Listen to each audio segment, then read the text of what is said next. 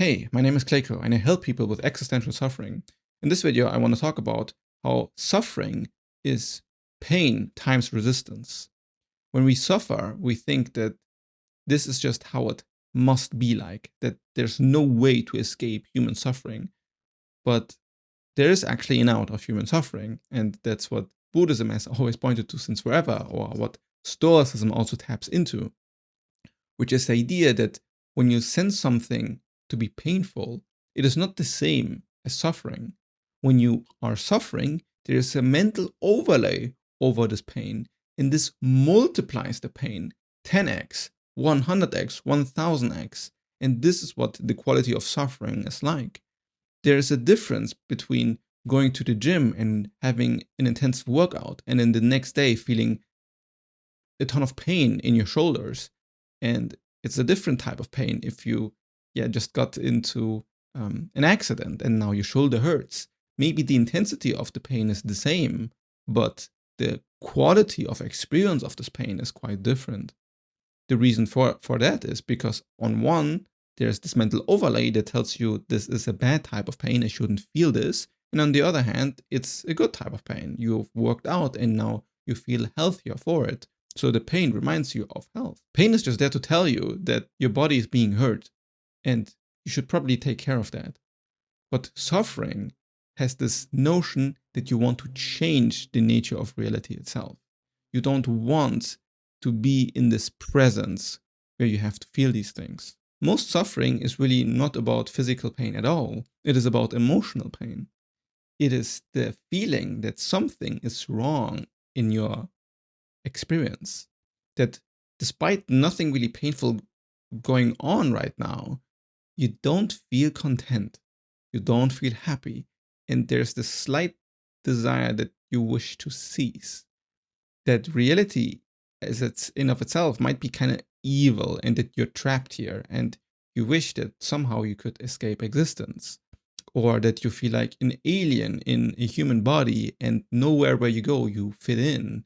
Maybe it's this yearning for purpose in this existence and you can't find any.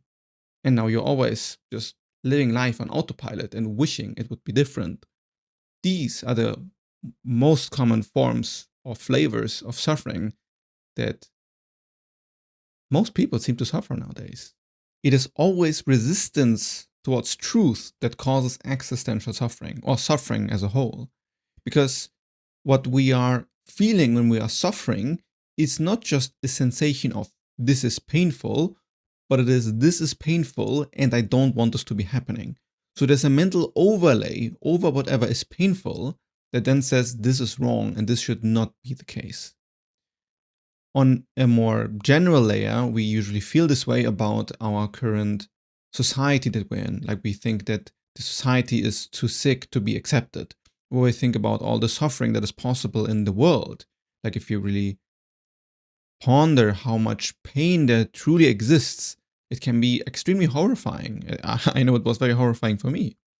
And then from there stems this feeling of reality shouldn't be like this. Existence shouldn't be like this. And then we resist truth because, well, it is like this, right? There's the voice that is trying to argue against reality in some sort is very much delusional. It is trying to fight an impossible fight. And we want to change reality in that we want to make it better, but then often we take goals, or we try to have goals that are absolutely unsurmountable. You cannot destroy wars forever. You cannot cease existence. Because existence is what truth really is. And when you fight existence itself, what you're fighting is, yourself. The idea that you rather would not exist, or that you'd rather have that nothing at all exists, is just a sort of resentment towards the self. Because it sucks to have a body. It sucks to feel all this pain.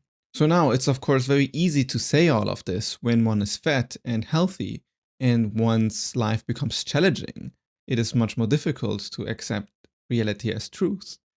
But I can assure you that there are plenty of people that on paper have everything that they are supposed to want or have. But it's not making them happy at all. Being famous is actually a cause for a lot of depression. Having a ton of wealth or a successful business is often what happens before the existential crisis. And it's not a coincidence, because what we are often rejecting when we are looking for money, fame, and power is reality. We are moved towards this pursuit of control because we think that somehow it is possible to control reality. And that what we often find is that it's not really possible. Yeah, you can have influence over existence and influence over reality itself, but at the core of it all, it will always be empty. And this is what's so difficult to accept.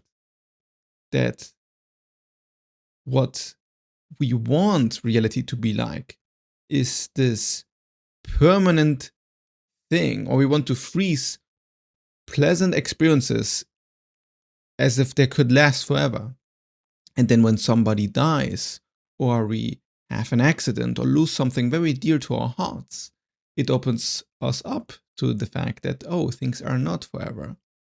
And then the process of mourning, of crying all of these emotions out, of feeling the pain of what it means to be alive and to wither and cease, is where this process of acceptance comes in. And the level of your maturity as a person and the level of your personal development is dependent on how much you have processed grief more often than not. How much have you gone through all the negative experiences in your life and have accepted them? Acceptance is such a profound word, because acceptance means to let something be as it is. It means to not need to change it. Now, a lot of people interpret acceptance as doing nothing about it, or having to just, be apathetic about things. But that's not what acceptance means at all. In fact, in order to change something, you must accept it first. Because if you don't accept it first, you won't change it, because you're just going to pretend it doesn't even exist. So acceptance is actually the first step of acknowledging what is there. And from this position, you can actually want to change it. Acceptance is the same as love. Because love has this quality of wanting something to be, wanting something to exist. This is why reality, when you stop controlling it and feel into it, is often to be said to feel like love. Because it just accepts itself. There's nothing to fight against. Reality without the personhood or some individual trying to manipulate it is just pretty okay. Because it is.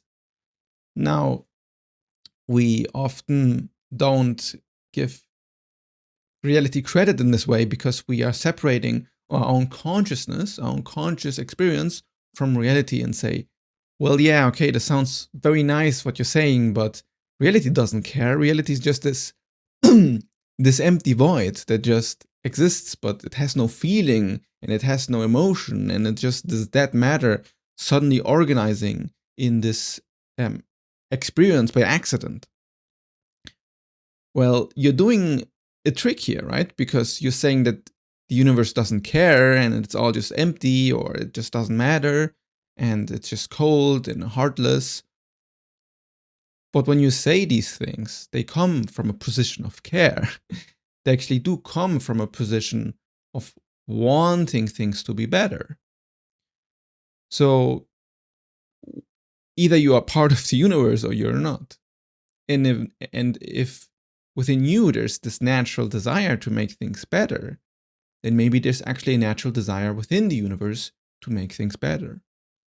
And if you look how experience works, you might even say that this is a universal rule, because pleasant sensations, valence, bliss, love, by nature are what we are drawn towards. We want to feel good. We don't want to feel bad.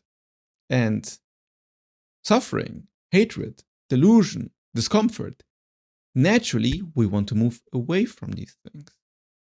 This means that within reality itself, there's a structure embedded that makes valence the highest good and suffering the highest bad.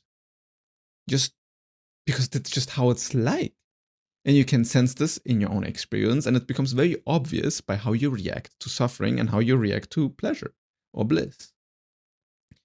So it isn't that much of a stretch to imagine that then the entire universe organizes itself around wanting to move towards bliss and to move away from suffering. That's expressed in how you engage with the world, and that's how we seem to want to move towards when we have these sensations of love. The tricky thing is that what we do is we separate reality from other people.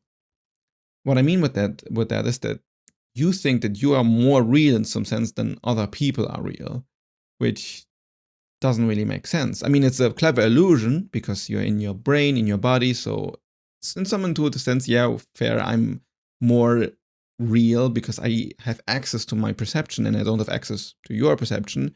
But it would be quite delusional to tell you that you're not conscious, right? From your point of view, you understand intuitively that you're conscious, so I'm making this assumption.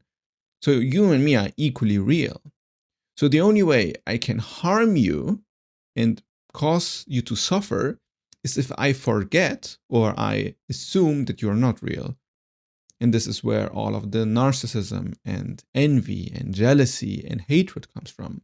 It's by stripping other people away from their humanity and kind of saying, you are not real in any way that matters. And now the universe has the ability to cause suffering on itself.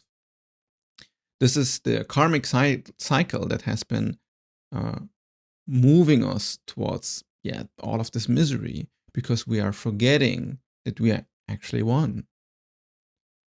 As a hive mind, imagine that you would have access to all human experience at the same time. It would be completely idiotic to cause harm to each other or to cause harm to another living being when it is all seen as one. So it makes sense that from the universe, from the highest level perspective, existence accepts itself fully, so the universe loves itself fully, so there are naturally a lot of bliss states. But then on these lower levels of consciousness, where you're an individual and you forget the unity of it all, well, then you cause suffering to others and cause suffering to yourself. Because what you're not accepting is the oneness with all things. And by not accepting yourself to be connected to infinite oneness, you separate yourself from the truth, causing suffering, thinking that you can control or change your current experience, and then feeling the resistance and feeling the pain. I've written a little poetic essay on Substack that you can click on the top link in the description, and there you can read a more kind of poetic or short-witted writing about what I'm talking about here. Because this is very crucial to understand for all sorts of mental sickness. Because all anxiety, all depression, all delusion, all hatred, all jealousy, at the core is stemming from this false sense of separation with the universe and oneness. And the process of understanding your mind, understanding yourself on this personal development level is getting deeper access to acceptance of yourself and by extension of reality.